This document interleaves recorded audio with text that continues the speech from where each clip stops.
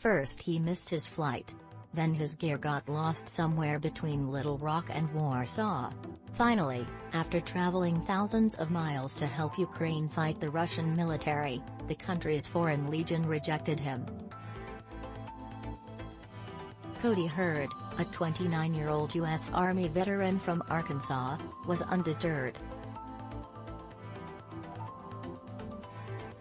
He and 3 other young volunteers, a Brit and 2 Dutchmen, were headed to the Ukrainian capital the next day to try to hook up with a military reserve unit. "They will take us, I hope," said Hurd, hanging outside a hostel in Lviv with his 3 comrades, all bedraggled after days on the move. "I mean, I messaged them. But I haven't heard back yet." Hurd is among hundreds or possibly thousands of foreign nationals who have swooped into Ukraine in recent weeks to join the battle against the Russians. Some are ex-soldiers. Many are not. They come from the United States, Europe, Asia and across the globe. With their military packs, bundles of gear and self-assured struts, they are conspicuous crossing the border from Medyka, Poland, into Shahiny, Ukraine, and hanging out on the streets and in the cafes of Lviv, 40 miles east of the Polish frontier. As Ukrainian refugees continue to flow westward, the would-be fighters stream in the opposite direction. After Russia's February 24 invasion, it was Ukrainian President Volodymyr Zelensky who opened the doors. He invited foreigners to join the new International Defense Legion of Ukraine, a force whose grandiose title recalled the venerable international brigades that fought for Republican Spain in its doomed bid against fascist forces in the 1930s.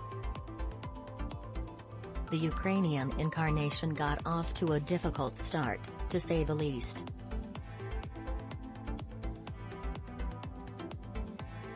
In the pre-dawn hours of March 13, a volley of Russian cruise missiles struck a military base about 30 miles from Lviv that was a training hub for both Ukrainian troops and foreign volunteers.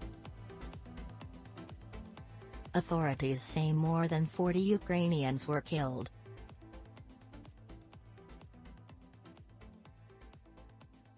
No foreign recruits were reported lost, but several survivors posted graphic video of the destruction and said they barely escaped.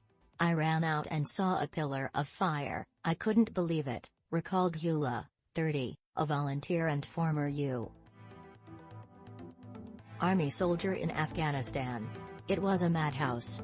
Fearing Russian paratroopers were going to drop in, the volunteers took up defensive positions in the adjacent forests." Shaken by the experience, many at the base left the country, according to volunteers and various social media accounts. La spoke by telephone from Croatia, where he was unwinding after his ordeal. Foreign fighters here have complained of a lack of proper weapons, body armor and other supplies, along with a faulty command structure and shoddy discipline.